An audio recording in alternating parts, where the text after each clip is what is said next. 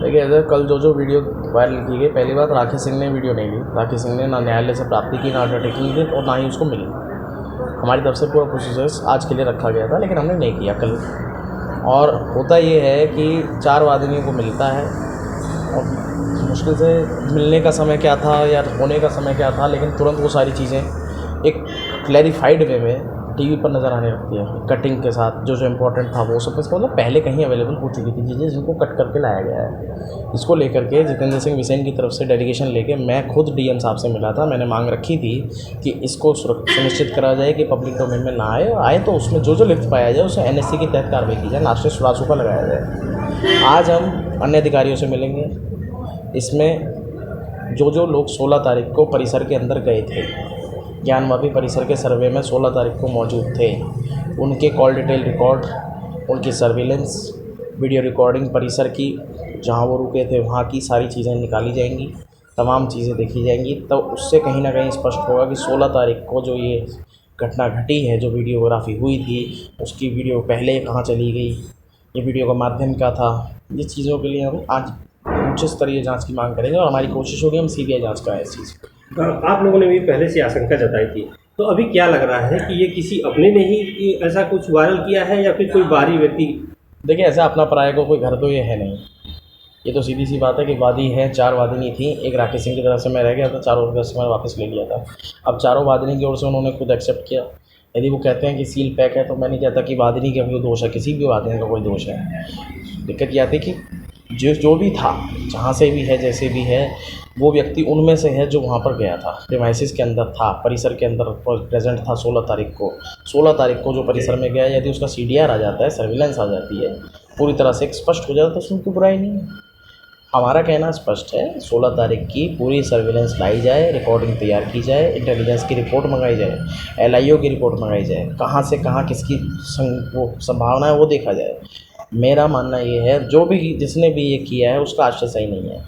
कल जज ने भी कहा था कि ये पब्लिक डोमेन में नहीं आना चाहिए, तो अब इसको लेकर के आप लोग क्या मांग करेंगे कि किस तरह की जांच होनी चाहिए? देखिए जज साहब ने जो कहा पब्लिक डोमेन में नहीं आना चाहिए, सेंसिटिविटी की बात की। इस केस के लिए हम रिपोर्ट मंगाई जाए, एलआईओ की रिपोर्ट मंगाई जाए, कहाँ से कहाँ किसकी वो संभावना है वो देखा जाए। मेरा मानना ये है, जो भी जिसने भी ये किया है उसका आश्रय सही नहीं है। कल जज ने भी कहा था कि ये पब्लिक डोमेन में नहीं आना चाहिए, तो अब इसको लेकर के आप लोग क्या मांग करेंगे कि किस तरह की जांच होनी चाहिए? देखिए जज साहब ने जो कहा पब्लिक डोमेन में नहीं आना चाहिए, सेंसिटिविटी की बात की। इस केस के लिए हमने तमाम आर्गूमेंट कोर्ट के सामने रखी है, मैंने खुद रखी है, लीड करी है मैंने आर्गूमेंट। वीडियोग्राफी और पुलिस प्रोटेक्शन के समय जब हमने आर्गूमेंट रखी थी, तो वहाँ भी हमने गंभीरता को सामने लाए थे। तब जा करके अजय मिश्रा को नॉमिनेट किया गया था, क्योंकि अजय मिश्रा नॉमिनेटेड थे। इस बात पर भी सवाल उठे थे, लेकिन गंभीरता को देखते हुए इस चीज़ को माना गया था। आज लोग कहते हैं गंभीरता नहीं है, इसको चलाने देना चाहिए, चलाने नहीं देना चाहिए।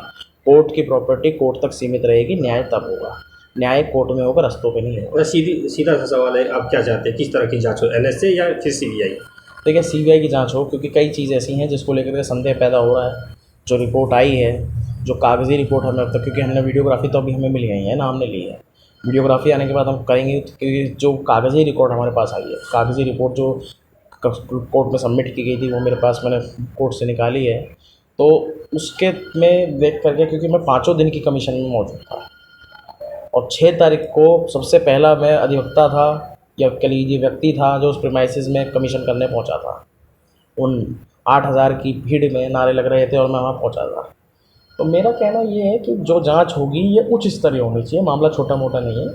और यदि उच्च स्तरीय होती है, सीबीआई होती है, तो हम भी खुल करके अपना पक्ष रख पाएंगे, क्योंकि यदि उससे नीचे होती है तो हमें भी कहीं ना कहीं संदेह होगा कि क्या ये व्यक्ति किसी से संलग्न है, किसी तरह से मिला हुआ है, साठ-गांठ का हिस्सा है, कल्यूसिव है। तो इसके लिए बेटर है कि सीबीआई हो, और सीबीआई जांच से ही आईबी की इंटेलिजेंस की रिपोर्ट से तमाम चीज़ों को ध्यान में रख करके एक रिपोर्ट तैयार की जाए। देखिए ये जो मैं टीवी चैनल पे देख रहा हूँ, ये वीडियो कुछ वायरल हो रही है। हालांकि अभी मैं ये नहीं कह सकता कि ये वही वीडियो है, क्योंकि अभी तक मुझे वो वीडियो मिली भी नहीं है। और 2 दिन की कार्रवाई में, मैं 1 दिन की कार्रवाई में तो पूर्ण रूप से शामिल नहीं हुआ था, आखिरी दिन की कार्रवाई में, और सेकंड डे की कार्रवाई में मैं केवल कुछ देर के लिए अंदर गया था।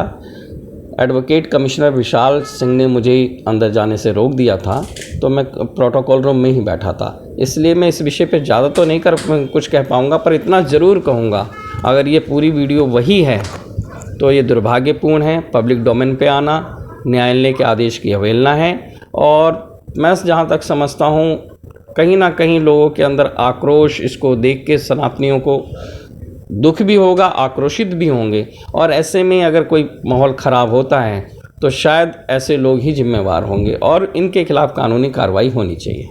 किस तरह की कार्रवाई आप चाहते हैं? देखिए, ये तो प्रशासन के द्वारा ही निर्धारित हो, लेकिन दंडात्मक कार्रवाई ज़रूरी होनी चाहिए, क्योंकि एक तो कोर्ट का एविडेंस है, इसको पब्लिक डोमेन में लाना ही ठीक नहीं है। हाँ, अब ये विषय अलग है कि इसको सरकार, तंत्र या न्यायालय अपनी मर्जी से चलवा दे तो वह अलग विषय है, पर मैं जहाँ तक जानता हूँ न्यायालय ने ऐसा कोई आदेश नहीं दिया है कि इसको पब्लिक डोमेन में लाया जाए।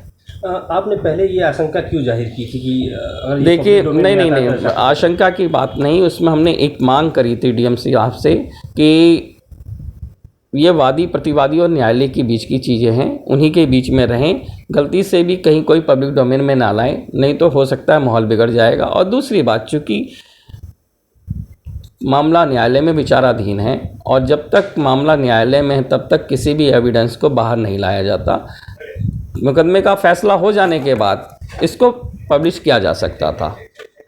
आपने एक आशंका जताई थी, जिस तरह से कुछ दिन पहले पीएफआई का कैंप लगा था, फिर देवबंद में मीटिंग हुई थी, उसको लेकर के भी आशंका जताई थी। क्या आशंका थी, अब क्या लग रहा है? देखिए, इतना ज़रूर कहूँगा मैं कि कहीं ना कहीं हमारे समाज के कुछ लोग या तो बिके हुए हैं, उनके द्वारा कुछ घटनाक्रम किए जा रहे हैं जो देश की शांति व्यवस्था को भंग करने का, वर्तमान सरकार को बदनाम करने का षड्यंत्र रचा जा रहा है। कुछ लोग तो खैर विरोधी हैं ही, जो कभी नहीं चाहते शांतिपूर्ण देश का माहौल बना रहे, वो अपनी जगह लग रहे हैं, और कुछ लोग गद्दार जो हैं उनमें सहयोग करने में लगे हुए हैं, करने का, वर्तमान सरकार को बदनाम करने का षड्यंत्र रचा जा रहा है। कुछ लोग तो खैर विरोधी हैं ही, जो कभी नहीं चाहते शांतिपूर्ण देश का माहौल बना रहे, वो अपनी जगह लग रहे हैं, और कुछ लोग गद्दार जो हैं उनमें सहयोग करने में लगे हुए हैं। ये दुर्भाग्यपूर्ण चीज़ें हैं।